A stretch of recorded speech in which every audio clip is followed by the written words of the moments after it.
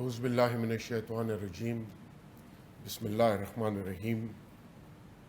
President Azad Jammu and Kashmir, Chairman Kashmir Committee, General Amjad Shoaib, General Jafri, Ambassadors, Excellencies, ladies and gentlemen, Assalamu alaikum.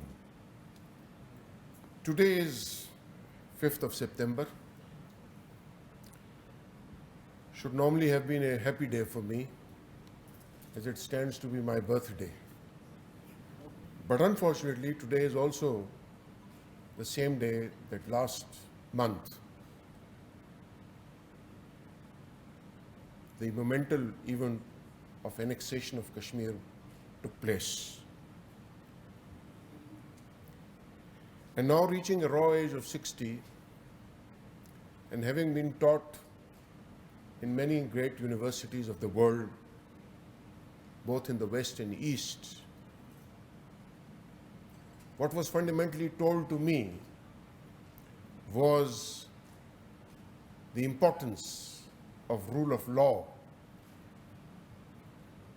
the importance of justice, the importance of freedom, the importance of liberty, the importance of freedom of speech, the importance of human rights, the importance of human dignity, and above all, the importance of human identity. For me, this is a moment of reckoning. For I believe that what has happened on 5th of August is a litmus test, not only for my generation, but also for the future generation and generations. And therefore, I'm very thankful to the President of the Center of Global and Strategic Studies, General Jafri, for organizing this conference on this day on Kashmir. It is therefore an issue that is very close to not only my heart, but the hearts of all Pakistanis. For it remains not only a regional fault line, but it remains an international fault line. And therefore, the significance of today's event is obviously obvious also, I can see from the level and scope of participation that I see here today. I'd like to commence by paying deep respect to the brave and resilient people of Kashmir and their ongoing sacrifices and sufferings for their legitimate struggle, for their right of self-determination and those 8 principles that I stated at the start. They have done so in the face of the worst tyranny and oppression by any contemporary modern state. We have seen, and most of us have served to see, Kashmir as a land of roaring rivers, majestic lakes, beautiful valleys, and magnificent mountains. We know that people of Kashmir are hardy, they are aware, they are progressive, they are extremely loving. Kashmir therefore has the right and has been rightly attributed as a paradise on earth. However, unfortunately, the brutalities and atrocities of the Indian occupying forces has turned this heaven into ashes. Indian occupying forces are employing not only excessive use of force against innocent and defenseless Kashmiri civilians, but they have institutionalized use of torture and using instrument of rape as instruments of suppression. For Kashmiris, enforced disappearances, arbitrary detentions, and violation of basic human rights are no longer an exception. They have unfortunately turned into a norm. Ladies and gentlemen, since the latest uprising, which is now 30 years in going, since 1989, 100,000 Kashmiris have been martyred by the Indian occupying forces. Please spare a thought for the staggering number of 100,000. Of these, 7,000 people have been martyred in the custody of the Indian security forces. Around 110,000 structures have been destroyed. 23,000 women have become widowed. Over 108,000 children have been orphaned. 11,125 women have been molested, raped, and gang raped by the Indian occupation forces. This impunity hasn't ended. More than 7,000 unmasked graves have already been discovered, and only God knows how many more there are, with thousands of victims of fake encounters. But in more recent times, since July 2016, post the great martyrdom of the freedom fighter Burhan Varani, a young Kashmiri with just an age of 22 years, the Indian forces have gone on to a rampage in what is called an Operation All Out. This is not the name of the operation that I give standing on this podium. This is a name of an operation that has been given by the occupying forces, Operation All Out. There has been a mass blinding of the Kashmiri civilians. This includes both youth, women, and children as small as 8 months old, by deliberately targeting their eyes with pellet gun shots.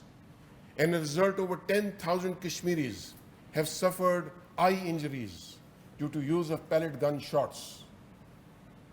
More than 200 have been blinded in one eye. This is the greatest mass blinding process in the history of human and mankind. 147 women have been blinded. Ladies and gentlemen, it is horrifying to note that all this is happening not without the knowledge of the entire world, but it is happening in front of the entire world. And in this age of connectivity and awareness, and as a sane person, I find it hard to believe that those values that I stated at the start, they apply only selectively to the few, but do not apply to the people of Kashmir. This duplicity and double standards have been exposed. And if the world has to move forward, there has to be a redefinition of what we stand for as humanity. Atrocities and human rights abuses in the Indian-occupied Jammu and Kashmir have been explicitly confirmed and reported internationally by various institutions and organizations. And these are not small organizations. I would urge you to read reports, not one, but two, by United Nations High Commission for Human Rights, by All Parties Parliamentary Kashmir Group of the UN Parliament, the statements that have emerged from OIC, from EU, from Amnesty International, from Human Rights Watch, from Genocide Watch. But words have never made a difference, and today is no difference. Ladies and gentlemen, notwithstanding the hell already let loose upon Kashmiris, the Indian racist and fascist government has recently deprived the Kashmiris of their land and identity through abrogation of their own articles 3370 and 35 alpha. This is an illegal, unilateral action by India without any consultation either with the indigenous Kashmiri people or Pakistan or the international community.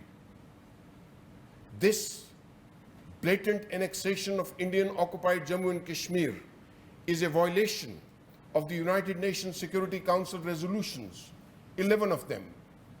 It breaches international law as well as bilateral and multilateral agreements.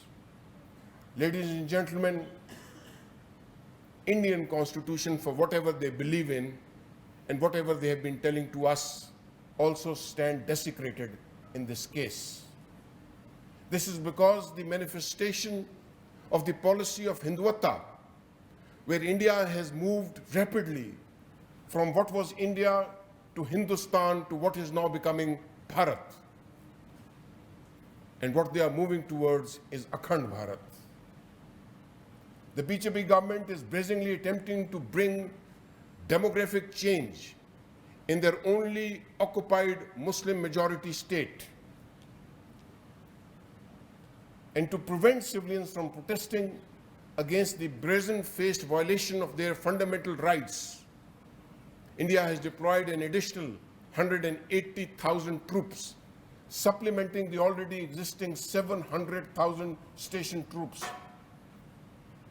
This means now we have close to 1 million Indian soldiers in the Valley of Kashmir for 8 million people. Kashmir, which has been the most militarized zone on the earth, is now and has been turned into the world's largest prison, and may I use the word of the world's largest concentration camp. Ladies and gentlemen, Kashmir, there has been an attempt to silence it forcefully through increased presence of this armed forces. And therefore the imposition of this curfew, lockdown, arrest, not only of political leaders but civilian leaders, of total blackout, media, internet, communication, expelling foreign human rights activists, restriction the personnel of the United Nations Military Observer Group, suspension of civil services, increased brutalities, not only amounting to, but actually being genocide. And in doing so, whether there was or not, the understanding of 2003 regarding ceasefire violations against Pakistan have been put through the window, and there are intensified cross-border violations and firing from the Indian side. And in doing so, they have resorted to use of prohibited cluster munitions. Now, if cluster munitions are used anywhere in the world, you have seen what happens. But if they have been used against Azad Jammu and Kashmir, I would like to see what happens. Across the line of control, and these cluster munitions controlled deliberately, targeting civilians.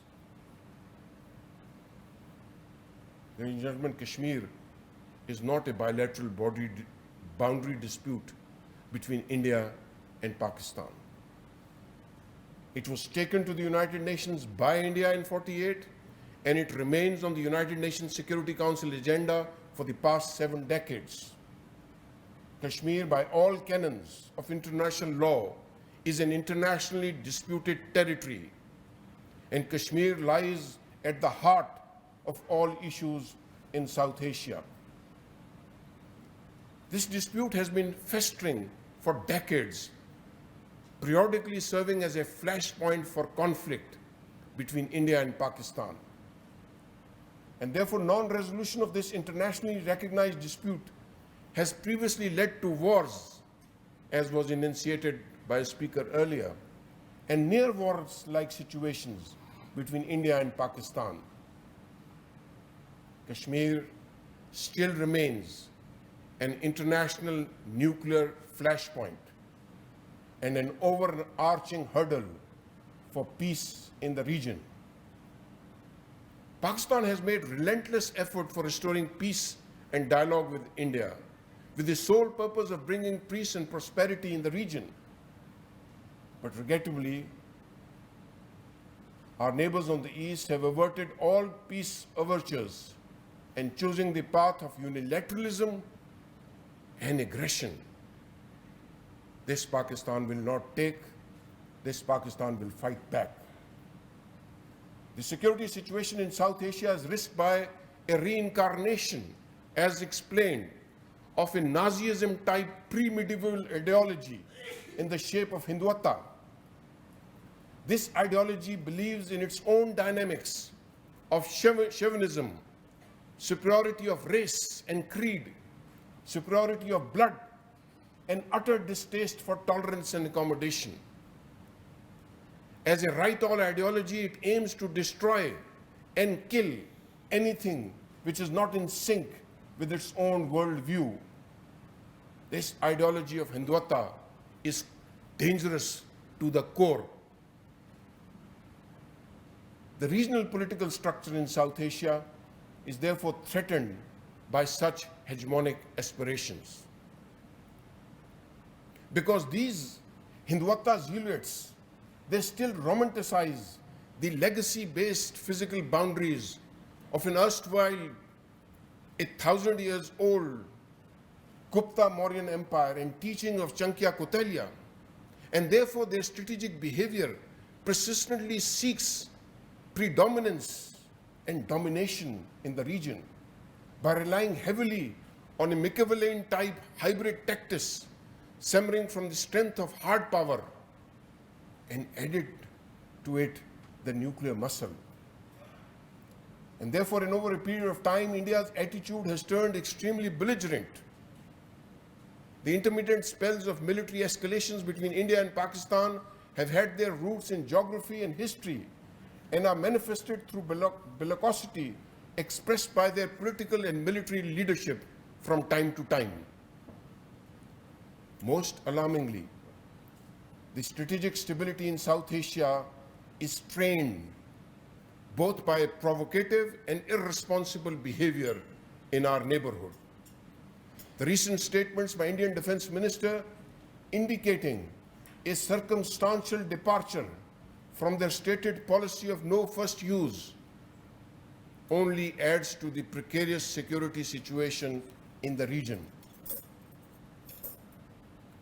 Ladies and gentlemen, it is not a matter of if, but it's now a matter of reality that there has been a control of strategic weapons with a racist and fascist BJP regime, with its linkages to RSS and Bajrang Dal, which puts a huge question mark on India as a responsible nuclear state. India's emboldenment and strategic miscalculation risk the chances of destabilization with far-reaching consequences for the entire world. Therefore, this decision is detrimental to peaceful resolution of conflicts as well as overall security environment, not only in South Asia, but beyond. Right of self-determination is a legal norm of international law, which was promised to the people of Kashmir by India and Pakistan and the international community. And therefore, abrogation or unilateral abrogation of these rights marks the murder of self-determination of the Kashmiris. I can assure you, India will not get away with this murder. While such an action may attempt to temporarily tighten hold over Kashmir, it is likely to lead to an entrenchment of conflict between two nuclear-armed states and provide an unprecedented fillip to the indigenous Kashmiri freedom movement. It is bound to result in unprecedented anti-Muslim violence, not only in Indian-occupied Jammu and Kashmir, but for the poor Muslims of India also. It is likely to therefore nurture divisive communalism and internal conflict with prospects to engulf not only bilaterally, but the region and well beyond. May I say that India has started to play with fire without making itself fireproof. Ladies and gentlemen, India's unilateral actions and brutal suppression of indigenous struggles are illegal, illegitimate, and above all, unacceptable, both to the Kashmiris and to Pakistan. India has tried to cross the bridge, but it must remember that this is a bridge too far. And therefore, India's false propaganda projecting India's governmental actions as in the best interest of Kashmiris cannot befool the world for long. India's promise of graduated normalization of Indian-occupied Jammu and Kashmir are nothing but fake news that will not last long. As always, the truth will ultimately prevail. Ladies and gentlemen, Pakistan has been a strong proponent of peaceful coexistence. Since its inception, Pakistan has been an ardent adherent of the UN Charter. We have played an active role in international peace and stability based on universal values of which I have spoken about. Unfortunately, normalization of bilateral relations between our two neighbors is hostage. It is hostage to India's preference for heightened hostility instead of gainful engagement. The sensitivity and the ramification of a conflict between India and Pakistan has and should be realized by the whole world. To conclude, these actions are grave and destabilizing the effect not only in this volatile South Asia, but also putting a stress on the stability globally. From Pakistan's point of view, India's illegal action will not dent the determination of the people of Kashmir and Pakistan. Should India try to raise the ante, Pakistan armed forces stand ready and firm to take on any misadventure or aggression by India. Any such action will neither go unnoticed nor will it go unpunished.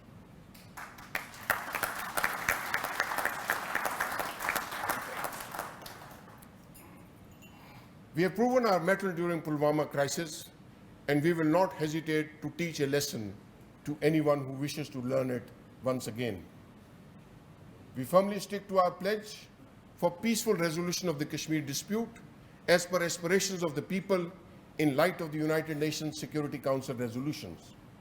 We will continue to highlight internationally the Indian atrocities and violations of basic human rights in Indian occupation Kashmir.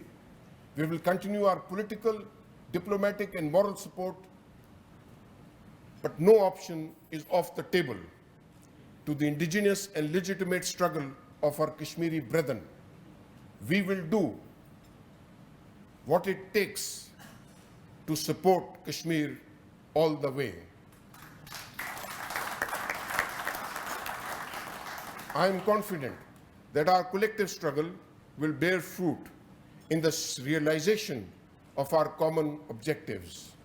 Inshallah, and I thank you all. Pakistan Zindabad.